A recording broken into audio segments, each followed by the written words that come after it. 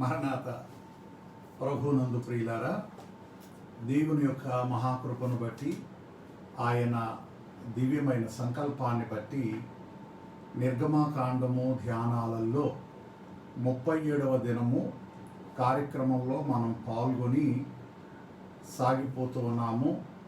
So ఈ సందర్భంగా నిర్గమకాండము 37వ అధ్యాయము మొదటి 2 వచనాలు పఠనము చేసుకుందాము.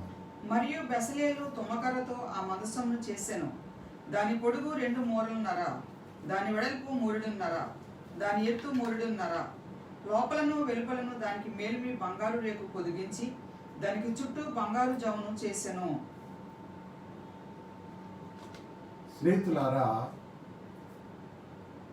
ఈ 37వ అధ్యాయమునందు పూర్తి అవుతున్న పరిశుద్ధ స్థల వస్తువులు నిర్మాణము పూర్తి అవుతున్న ఈ యొక్క వస్తువులను స్పష్టంగా మనం చూడగలుగుతున్నాం. దేవునికి మహిమ. బెసలేలుకు మందసము చేయవలెను అని సీనాయి కొండ మీద దేవుడు మోషేతో మాట్లాడినటువంటి మాటలు కొండ క్రిందికి వచ్చిన పిమ్మట 2వ పర్యాయము మోషే 40 దినాలు పూర్తి చేసుకున్న పిమ్మట బెసలేలుకు వివరించడం జరిగింది. నిర్గమకాండము 25వ అధ్యాయములోనే వారు తుమ్మకర్రతో ఒక మందస్సమును చేయవలెను అనే గొప్ప సత్యాన్ని దేవుడు బయలుపరిచాడు. 25వ అధ్యాయము సుమారు 10వ వచనం దగ్గర ఈ భాగాన్ని మనం చదువుకుంటాం. మొట్టమొదటిగా తుమ్మకర్రతో ఒక మందసమును చేయవలెను. తుమ్మకర్రతో ఒక మందస్సమును చేయవలెను. దేవుడు దేవాలయమును వారికి బయలుపరిచిన పిమ్మట వారు నాకు ఒక దేవాలయమును పరిశుద్ధ స్థలమును నిర్మింపవలెను అని పలికిన పిమ్మట ఆయన బయలుపరిచిన మొట్టమొదటి వస్తువు, మొట్టమొదటి ఉపకరణము ఈ యొక్క మందస్సము. ప్రియులారా, మందస్సము చాలా ప్రధానమైనటువంటి వస్తువు. దేవాలయమును దేవుడు లోపలి భాగమును 2 భాగములుగా చేస్తే ఒక అతి పరిశుద్ధ స్థలము, పరిశుద్ధ స్థలముగా ఆలయ నిర్మాణము జరిగింది. అటు పిమ్మట దేవాలయము ఆవరణము రూపంలో 3వ భాగము ప్రహారీ లోపల మనకు కనబడుతూ ఉంటుంది. అయితే పరిశుద్ధ స్థలములో ధూపవేదిక మరియు రొట్టెల బల్ల, దీపస్తంభము అనే 3 వస్తువులను, ప్రత్యక్షపు గుడారంలో ఉన్న ఈ 3 వస్తువులు ఒక వరుసలో ఉంటాయి. మోషే ద్వారా దేవుడు బయలుపరిచాడు. ఈ 3 పరిశుద్ధ స్థలంలో ఉంటే అతి పరిశుద్ధ స్థలంలో ఒకే ఒక వస్తువు, ఒకే ఒక సాధనము దేవుడు ఏర్పాటు చేయించాడు. అదే మందస్సము. స్నేహితులారా, బెసలేలు తుమ్మకర్రతో ఆ యొక్క మందస్సమును చేసెను. సో దాని పొడవు వెడల్పులు ఈ సందర్భంగా మనకు ఇక్కడ వివరింపబడుతూ ఉన్నాయి. దాని పొడుగు 2 మూరలున్నర, 2.5 మూరల పొడవు, వెడల్పు 3.5, వెడల్పు 3.5, దాని ఎత్తు 3.5. స్నేహితులారా, 3.5 ఎత్తు, లోపలను వెలుపలను దానికి మేలిమి బంగారు రేకు పొదిగించవలెను. మేలిమి బంగారు రేకు దానికి పొడిగించాలి. ఈ వాక్యాన్ని చూస్తూ ఉన్నప్పుడు హెబ్రీ పత్రిక 9వ అధ్యాయము 5వ వచనాన్ని చదువుకుందాం. మనం హెబ్రీ పత్రిక 9వ అధ్యాయం 5వ వచనాన్ని తెరిచి దానిపైని కరుణాపీఠమును ఆ, కమ్ముకొనుచున్న మహిమగల కెరూబులుండెను. ఉమ్, వీటిని గూర్చి ఇప్పుడు వివరముగా చెప్ప వల్లపడదు. దాని పై వచనాన్ని కూడా చూద్దాం మనం.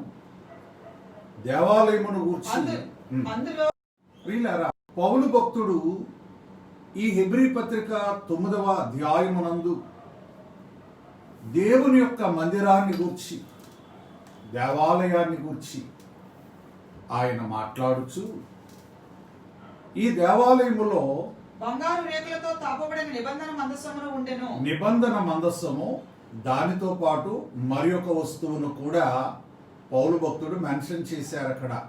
అందులో సువర్ణ దోపార్తియు, అందులో సువర్ణ దోపార్తియు, అంతటను బంగారు రేకులతో తాపబడిన నిబంధన మందస్సమును ఉండెను. ఆ మందసములో మన్నాగల పాత్రయు, ఆ, చిగురించిన అహరోను చేతికరయు, నిబంధన పలకలు ఉండెను. దానిపైని కరుణాపీఠమును దానికి అతి పరిశుద్ధ స్థలము అని పేరు. హెబ్రీ పత్రికలో 9వ అధ్యాయమందు ఈ భాగాన్ని మనం చూస్తాం. దానికి పరిశుద్ధ స్థలం అని పేరు. దానికి మందస్సము ఉంచబడినటువంటి భూభాగానికి అతి పరిశుద్ధ స్థలము అని పేరు.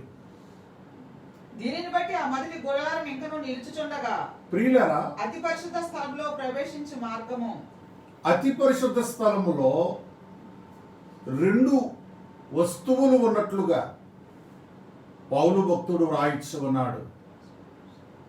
సువర్ణ దోపార్తి కూడా అతి పరిశుద్ధ స్థలములోనే ఉండెను. వాస్తవానికి you search any Bible, you search in Exodus, నిర్గమకాండంలో మీరు చదివితే వెతికితే అతి పరిశుద్ధ స్థలంలో ఒక్కటే వస్తువు కనబడుతుంది. 2వ తరపు ఆవల అతి పరిశుద్ధ స్థలమును గుడారం ఉండెను. అతి పరిశుద్ధ స్థలం అనే గుడారము, అందులో సువర్ణ దోపార్తియు, అంతటను బంగారు రేకులతో తాపబడిన నిబంధన మందస్సమును ఉండెను. 2 వస్తువులను పౌలు భక్తుడు మెన్షన్ చేస్తూ ఉన్నాడు. మరి ఎవరైనా దీని భావాన్ని ఎప్పుడైనా ఆలోచించారా? దీని భావాన్ని ఎప్పుడైనా గ్రహించారా? అతి పరిశుద్ధ స్థలంలో ఒకటే ఉండాలి కదా, 2 ఎందుకు ఉన్నాయి?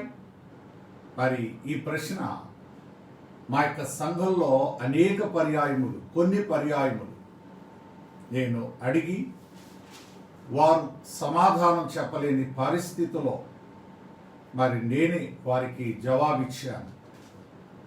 ఈ ఆన్లైన్లో వాక్యం వినే విశ్వాసుల్లో ఎవరైనా కానీ, so if you know the answer, if you know this thing, మీకు ఇది అర్థమైతే, if you can understand what I'm saying, so మీరు నన్ను సంప్రదించండి, లేక మీ జవాబు మాకు మెసేజ్ రూపంలో ఈ మెసేజ్ దగ్గర పెట్టండి. మేము రేపు సాయంత్రం వరకు దాన్ని వాచ్ చేస్తూ ఉంటాం.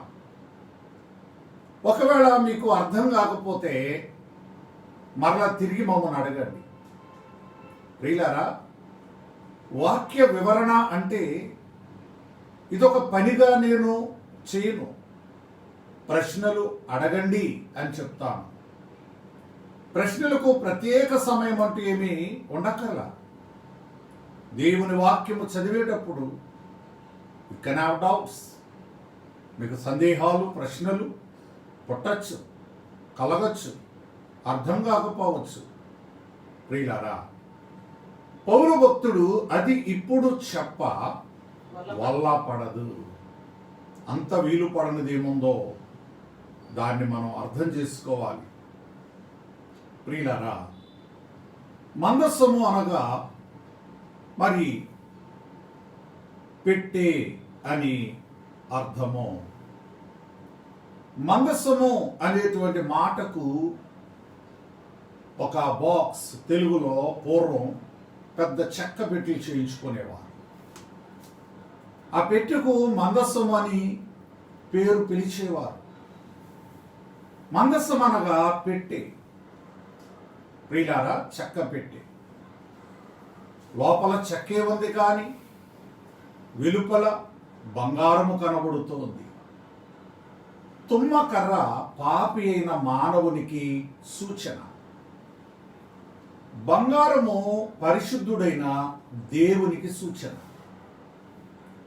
ఈ పాపి మానవుడు విడివిడిగా లేరు, ఏకమై ఉన్నారు. ప్రియులారా, యోహాను సువార్త 17వ అధ్యాయంలో యేసుక్రీస్తు ప్రభువారు ప్రార్థన చేయొచ్చు, తండ్రి మనము ఏకమయ్యున్నలాగున వారును మనతో ఏకమై ఉండాలని నేను వారి కొరకు ప్రార్థన చేయించున్నాను. ప్రియులారా, దేవునితో ఏకము కావాలి, దేవునితో కలిసి ఉండాలి, హత్తుకొని ఉండాలి. మధ్యలో మధ్య భాగంలో చెక్క ఉన్నది, తుమ్మకర్ర, acacia wood, acacia family. So రెండవది, దానికి ఇంగ్లీష్లో మరొక పేరు షిట్టిమ్ వుడ్, షిట్టిమ్. స్నేహితులారా, మరి ప్రాంతములు మారే కొలది పేర్లు మారుతూ ఉంటాయి. మనం నార్త్ ఇండియా వెళితే మరి టేక్ వుడ్ వారికి ఎక్కువ తెలియదు. ఈ టేక్ వుడ్ కలర్లో ఉండేదాన్ని వారు మరో పేరుతో చెప్తూ ఉంటారు. సో ఆయా ప్రాంతాలను బట్టి తెలుగులో నల్లగా ఉండేటువంటి కర్రను తుమ్మకర్ర అని సంబోధించారు.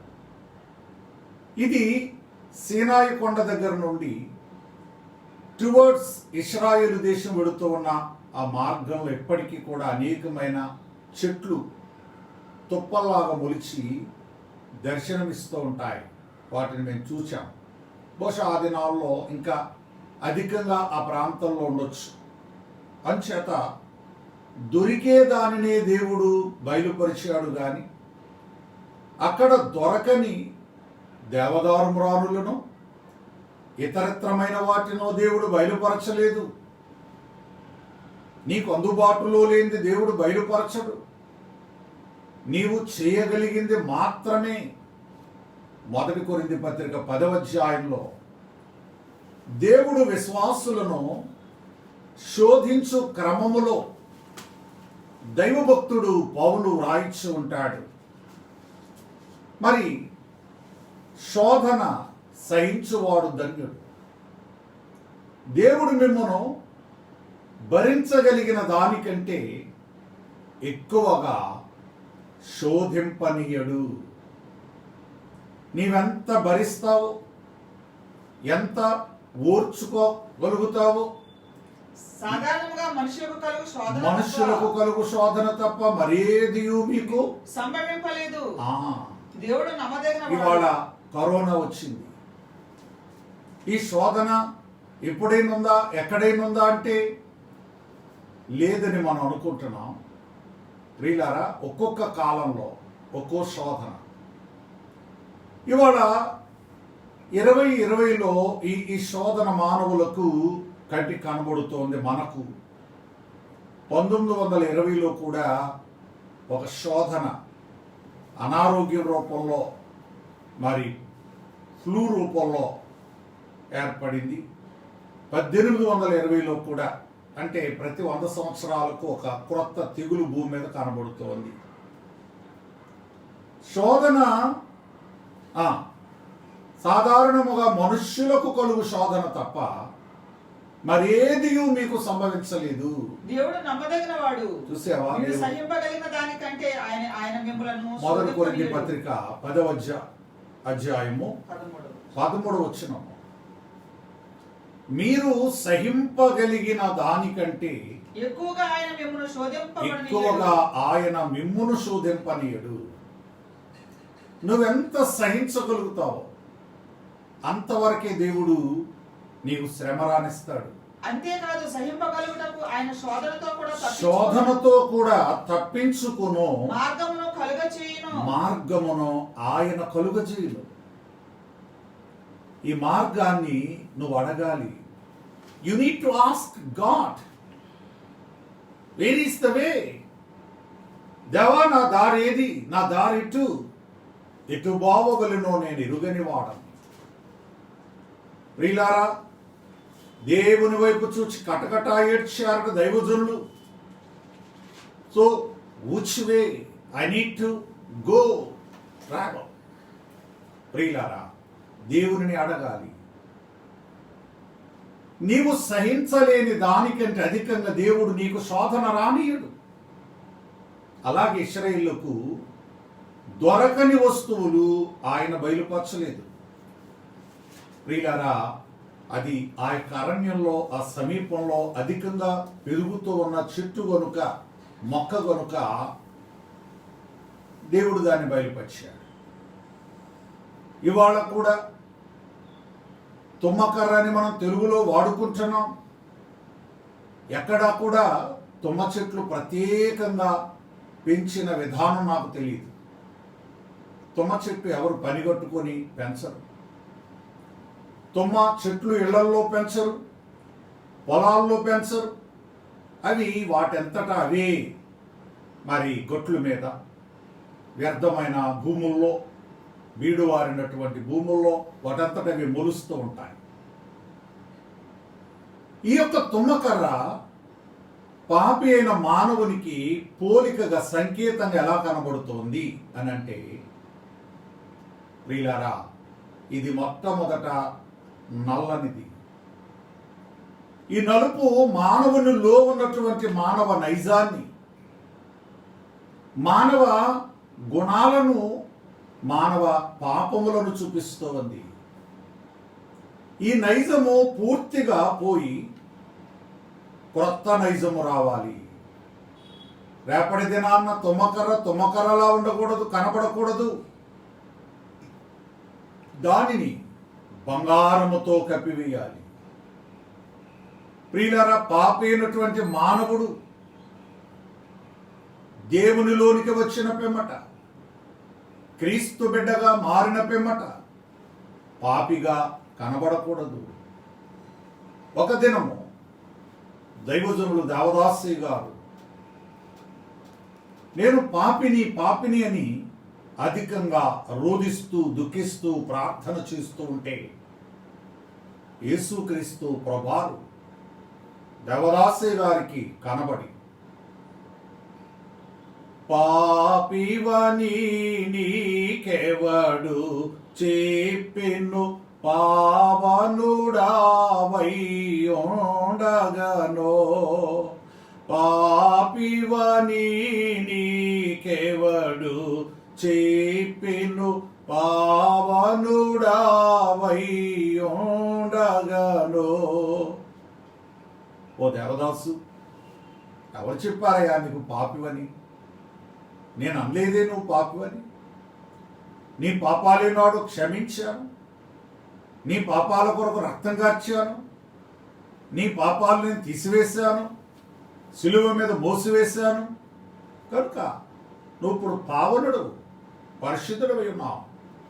ప్రియులారా, మానవుడు తిరిగి జన్మించిన పిమ్మట, దేవుని బిడ్డగా మారిన పిమ్మట ఈ యొక్క నలుపు కనబడదు, నలుపు స్వభావము కనబడదు. దేవుని యొక్క రక్తము, దేవుని యొక్క శరీరము. ఇవాళ గురువారము, అంతరంగ సంస్కారము మనం తలంచుకుంటూ ఉంటాం. ప్రియులారా, దేవుని యొక్క శరీరము, దేవుని యొక్క రక్తము ఎందుకో తెలుసా? నీ నైజము మారిపోవుట కొరకు. నలుపుగా కనబడే నీవు, పాపిగా కనబడే నీవు పరిశుద్ధునిగా మారాలి.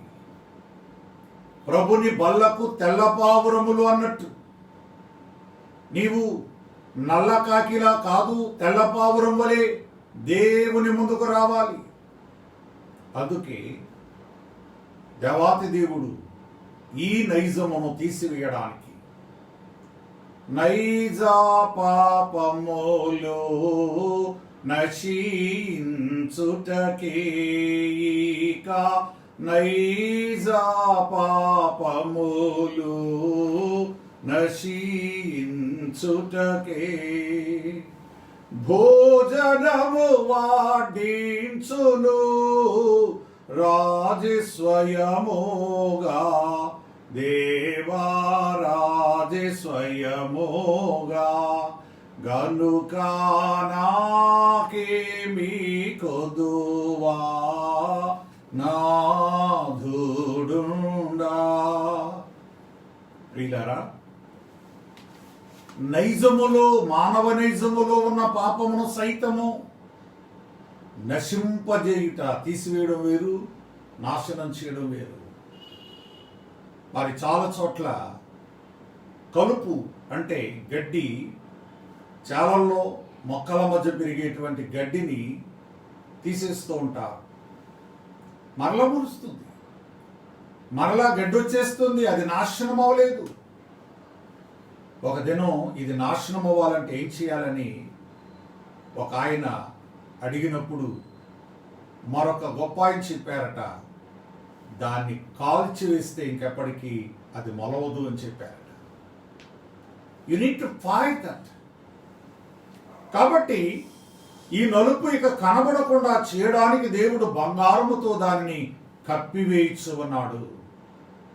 ఒక తలగడ పిల్లో మనం తీసుకొని అదే రంగులో ఉన్నా అదే రూపంలో ఉన్నా దానికి ఒక కవర్ అనేది మనం ఇన్సర్ట్ చేసినప్పుడు, తొడిగినప్పుడు, ప్రియులారా, ఆ యొక్క పిల్లో లోపల ఉన్న రంగు మనకు కనబడదు, కానీ ఆ పైన ఉన్నటువంటి ఆ కవర్ యొక్క రంగు మనం చూస్తాం, అందముగా కనబడుతూ ఉంటుంది. దానికి పట్టీ గాని వేస్తే ఇంకా మరింత అందంగా ముద్దొచ్చే రీతిలో కనబడుతూ ఉంటుంది. ప్రియులారా, అలాగే ఈ యొక్క తుమ్మకర్ర ఎక్కడుంటుంది? తుమ్మకర్ర అక్కడ విడివిడిగా పెరిగే చెట్టు ఇది. ఇదేమి తోట కాదు, వనము కాదు ఇది. గనుక ఈ యొక్క తుమ్మకర్ర ఎడారిలో లేక పర్వతాల మధ్య అరణ్యంలో పెరిగినప్పుడు మొట్టమొదట దానిని నరకాలి. చాలా గట్టి స్వభావం కలిగి ఉంటుంది, ఇది చాలా గట్టిదనం కలిగి ఉంటుంది. దాన్ని నరకాలి. పాపైన మానవుడు నరికివేయబడాలి. ఇప్పుడే గొడ్డలి చెట్ల వీరున వంచబడి ఉన్నది. బాప్తిస్మిచ్చి యోహాను బాప్తిస్మం ద్వారా ఆ యూదులైనటువంటి వారిని నరుక్కొని వస్తూ ఉన్నాడు. మారు మనసు పొందండి. నరకబడినటువంటి చెట్టు, ఆ పైన ఉన్నటువంటి బెరడు అంతా కూడా తొక్క అంటాం మా ప్రాంతంలో. బెరడు, the skin of the tree need to remove, has to be remove. So దాన్ని తొలగించాలి, అప్పుడు మరింత నల్లగా కనబడుతుంది. ప్రియులారా, దానిని మరి గొడ్డలితో లేక ఉలి అంట చెక్కాలి, నునుపు చేయాలి, కొయ్యాలి, రంపముతో కొయ్యాలి. ఇంత చేస్తేనే గాని అది దేవుని మందిరంలో ఉపయోగకరంగా లేదు. అలాగే మానవుడు అనేకమైనటువంటి రీతుల్లో నలగగొట్టబడి, శ్రమ పెట్టబడి, బాధ పెట్టబడి, ఇబ్బంది పెట్టబడి, కోయబడి, మరి దాన్ని కొన్ని దినాలు పచ్చిదనం అంతా పోవడానికి ఎండలో కూడా ఉంచాలి, ఆరాలి. చెక్క అనేది ఆరాలి, అప్పుడేది పూర్తిగా ఉపయోగపడుతుంది. ఇన్ని ప్రక్రియలు జరిగిన పిమ్మట దేవుని మందిరంలో ఒక మందస్సముగా ఈ తుమ్మకర్ర ఉపయోగపడుతూ ఉంది. దైవజనులు దేవదాసయ్య గారు మనందరికీ చెప్పిన మాట పాట, ఏ వస్తువైనను ఏ జీవి అయినను సేవకు ఉపయోగమే తెలుస్తున్నా. ప్రియులారా, ఈ దినాలలో దేవుడు మనకిచ్చిన ఫోన్లు, ఈ సాధనాలు దేవుని పరిచర్యకు ఉపయోగపడుతూ ఉన్నాయి. చాలామంది బిడ్డలు ఫోన్లోనే ఈ వాక్యాన్ని గమనిస్తూ వింటూ ఉన్నారు. ఒకప్పుడు టెలివిజన్ వచ్చినప్పుడు డెవిల్ బాక్స్ అన్నారు క్రిస్టియన్స్, సాతాను పెట్టే. ఇవాళ అదే డెవిల్ బాక్స్ దేవుని సేవలో ఎంతగానో వాడబడుతూ ఉంది. అలా అన్న దైవ సేవకులందరూ కూడా ఆ డెవిల్ బాక్స్ను ఉపయోగించుకున్నారు, ఇంకా ఉపయోగించుకుంటూ ఉన్నారు. ప్రియులారా, ఏ వస్తువైనా కానీ, ఏ జీవి అయినా కానీ దేవుని సేవకు ఉపయోగమే. తుమ్మ చెట్టు వలె దానికి, ఆ చెట్టుకు ముండ్లు ఉంటాయి. ముండ్లు అనగా హాని చేసేవి. మానవ స్వభావము, మానవ నైజము హాని చేసేది. ఇతరులకు హాని చేయాలి. ఈ ముండ్లు ఫస్ట్ వేటిని కట్ చేస్తారంటే ఆ చెట్టుకున్న ముండ్లు పూర్తిగా తొలగిస్తారు. ప్రియులారా, మొండ్లకు గట్టి దెబ్బ తగులుతుంది, మొండ్లను ఉండనివ్వరు. అలాగే వాక్యము వినేవారులారా, ఎవరైనా హాని చేసే నైజములు, లక్షణాలు కలిగి ఉన్నారేమో సరిచేసుకోండి, సరిచూసుకోండి.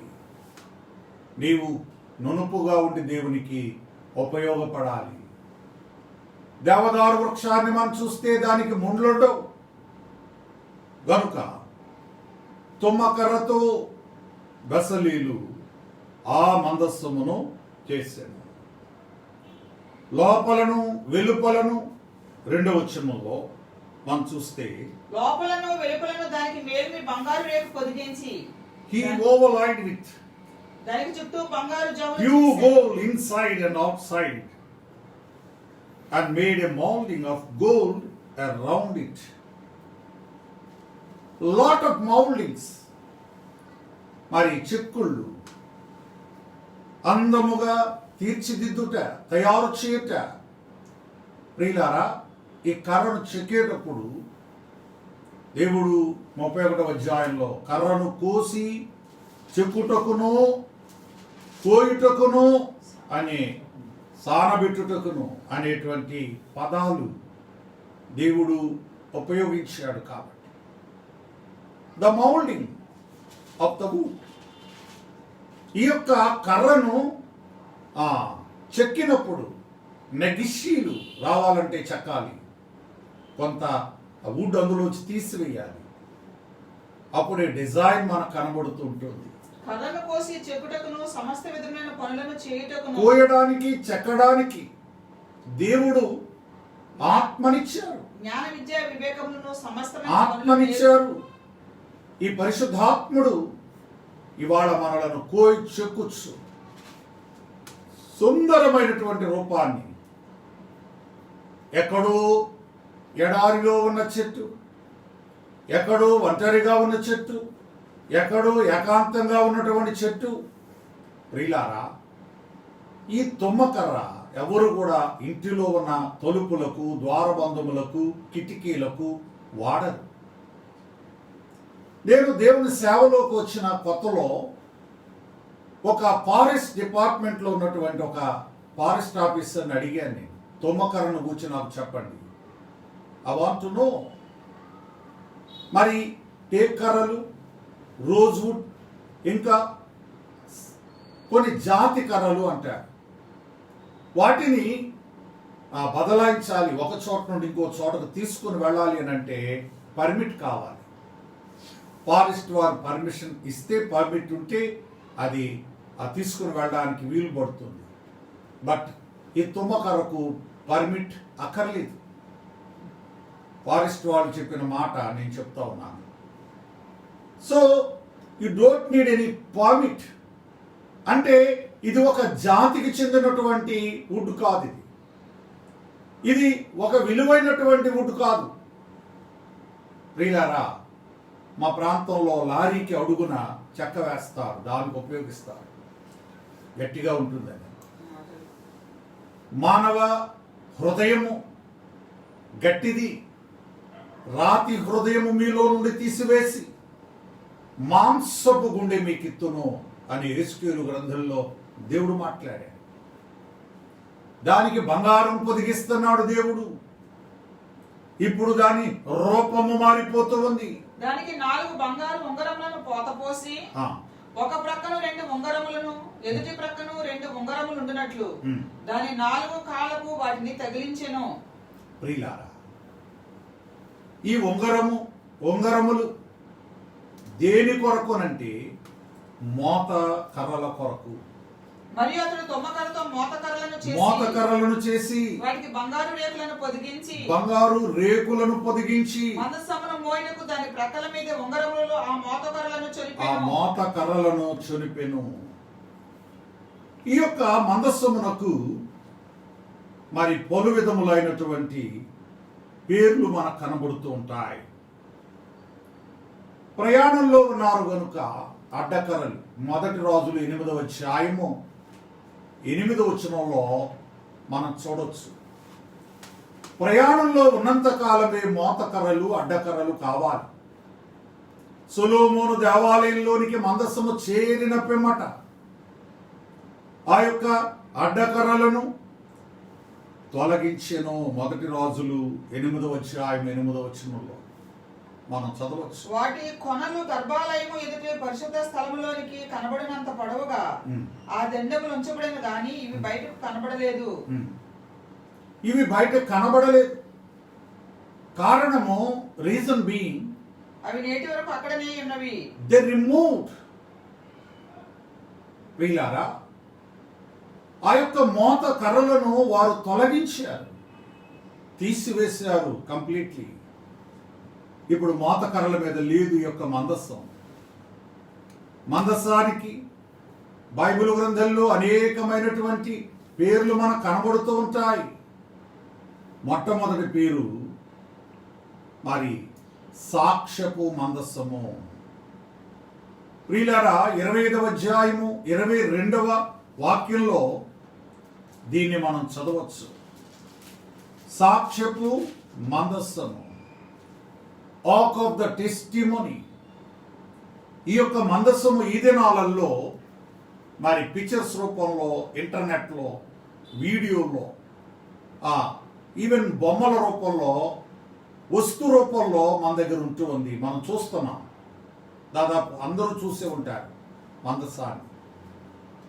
మరి మేమైతే ఇశ్రాయేల్ దేశం వెళ్ళినప్పుడు చాలా పెద్ద పెద్ద మందస్సాలు కొనుక్కొచ్చాం. చాలా విలువైన మందస్సం, ఇంచుమించుగా $1,000 వరకు వెచ్చించి, మరి $1,000 అంటే ఈ దినాన్న సుమారు 75,000. సో అంత పెద్ద మందసం. ఈవెన్ చెన్నై కూడా ఉంటాయి, ఒక $30-40 కూడా చిన్నవి దొరుకుతూ ఉంటాయి. మందిరంలో పెట్టుకోవాలి అనేటువంటి సదుద్దేశంతో కొన్ని సందర్భాల్లో మేము మందసాలు తెచ్చాం. ఈ దినాల్లో ఈ వస్తువులు చూడగలుగుతున్నారు, కానీ మా చిన్నతనంలో అసలు మందస్సం ఎలా ఉంటుంది ఎవరికి తెలియదు. ఈ బొమ్మలు తెలియదు, రూపాలు తెలియదు. ఒకానొక దినమందు నేను బెంగళూరులో ట్రైనింగ్ పొంది ఇంటికి రావడం జరిగింది. ఆ సందర్భంలో నేను మా తండ్రి గారు సుదర్శనయ్య గారితో పాటు ఒక బండి మీద ప్రయాణం చేస్తూ ఉంటే, మరి చర్చ్ దగ్గరకు వెళుతూ ఉంటే ఒక సినిమా వాల్ పోస్ట్ అంటించుంది.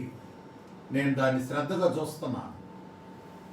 అప్పుడు మా నాన్నగారితో చెప్పాను, ఒకసారి మీరు బండి ఆపండి, బండి ఆపి నాతో పాటు రండి అని వాల్ పోస్టర్ దగ్గరికి తీసుకువెళ్ళాను. Cinema wall poster. మరి తండ్రి గారు ఆశ్చర్యపోయారు, ఎందుకు వీడు ఈ యొక్క సినిమా పోస్టర్ దగ్గరికి నన్ను తీసుకెళ్తున్నాడు? సినిమాలు చూడరు ఆయన, నేను చూడను, మరి ఎందుకు? అప్పుడు నేను తండ్రి గారికి, ఈ పోస్టర్లో శ్రద్ధగా చూడండి, ఒక వస్తువు కనబడద్ది అని. ఆ వస్తువే మరి నిబంధన మందస్సము, దేవాలయములో మోషే చేసిన మందస్సం ఇది చూడండి అని చెప్పినప్పుడు మందసమా, ఇందులోనా, ఇది క్రిస్టియన్ సినిమానా అని అడిగారు. ప్రియులారా, మరి ఆ ఫిల్మ్ పేరు riders of the last arc. So దానిలో మందసపు చరిత్ర, ఆ మందసాన్ని భూమిలో నుండి తవ్వి బయటకు తీస్తారు. మరి దాని కొరకు నేను చూడడం జరిగింది బెంగళూరులో. సో తండ్రి గారికి చెప్పినప్పుడు మరి చాలాసేపు దాన్ని చూస్తూ అలానే ఉండిపోయారు. ప్రియులారా, అప్పుడు మందసం బొమ్మలు ఎలా ఉంటాయి కూడా ఆ రోజుల్లో భక్తులకు బోధకులకు తెలియదు. కాబట్టి సాక్ష్యపు మందసము, ఆర్క్ ఆఫ్ ద టెస్టిమోనీ. రెండవదిగా మనం చూస్తే నిబంధన మందసము, ark of the covenant of యెహోవా. సియోనును దావీదు పురములో నుండి యెహోవా నిబంధన మందసము, యెహోవా నిబంధన మందసము. పైకి తీసుకొని వచ్చిన మూడవ పేరు యెహోవా మందసము, ఆర్క్ ఆఫ్ ద లార్డ్. నాలుగవ పేరు దేవుని మందసము, ఆర్క్ ఆఫ్ గాడ్. ప్రియులారా, మొదటి సమూయేలు 3:3లో మనం చూడొచ్చు. ఐదవ పేరు పరిశుద్ధమైన మందసము.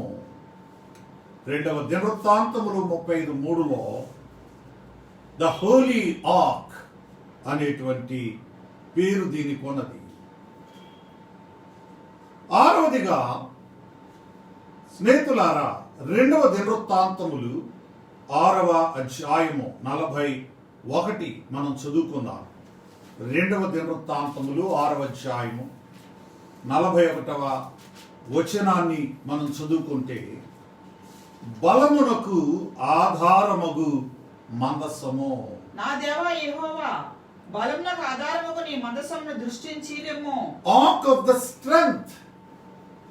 సో బలానికి ఆధారమైనటువంటి మందసం.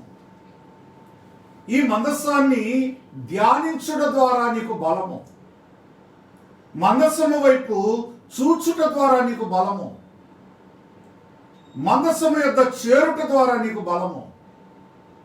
ప్రియులారా, ఇవాళ బలముంటే కరోనా వ్యాధి ఏం చేయదు అంటున్నారే.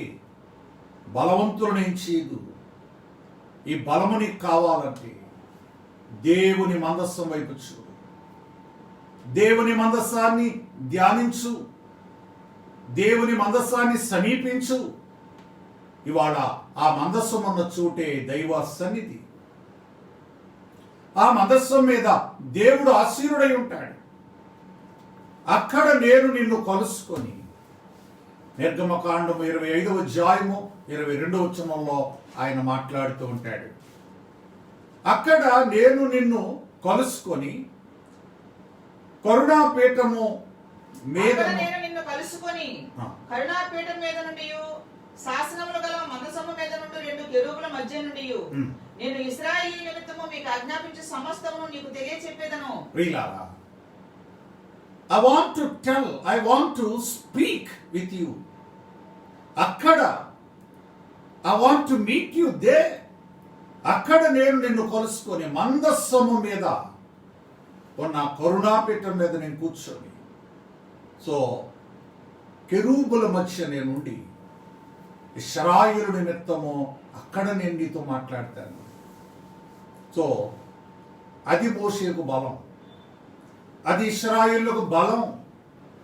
ప్రియులారా, నిర్గమాకాండంలో ఇలా ఒక్కొక్క వస్తువును మనం ధ్యానిస్తూ ముందుకు సాగుతూ ఉన్నప్పుడు అనేకమైన మర్మములు, సత్యములు బయలుపడుతూ ఉంటాయి.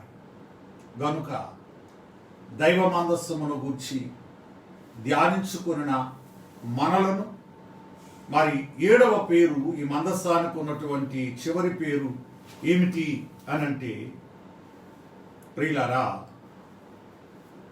దేవుని సింహాసనము. సో ద లార్డ్స్ థ్రోన్, దేవుని యొక్క సింహాసనమే మందస్సము. పరలోకంలో దేవుడు సింహాసనం మీద ఆసీనుడై ఉంటారు, భూలోకంలో మందస్సం మీద ఆసీనుడై ఉంటారు. గనుక ఈ మందసాన్ని ధ్యానించుట ద్వారా దేవుడు మందసములోనున్న బలము, మందస్సములోనున్న ప్రభావము, మందస్సములోనున్న శక్తి, మందస్సములోనున్న సకల భాగ్యములు సమృద్ధిగా వాక్యము వినిన మీ అందరకు వివరించిన మాకును దయచేయునుగాక. ఆమేన్. స్నేహితులారా, ఇక కొద్ది దినాలు మాత్రమే మనం కలిగి ఉన్నాం. మరి రేపు ఎల్లుండి అంటే శుక్ర శనివారములు యథావిధిగా సాయంకాలము లైవ్లో మీరు ప్రసంగం వింటారు. మరి ఆదివారం ఆరాధనలో వాక్యాన్ని మేము మీకు అందిస్తాం. సో ఇక 3 దినాల్లో నిర్గమకాండము ముగియబోతూ ఉంది. So if you have any doubts నిర్గమకాండానికి సంబంధించి ఈ దిన వాక్యానికి సంబంధించి, ఒకవేళ మీకు గత వాక్యాలు ఏదైనా డౌట్ ఉంటే ఆ అధ్యాయము ఆ రోజు కోట్ చేయండి. సో ఆ డౌట్ మేము క్లారిఫై చేస్తాం, మీకు తీరుస్తాం.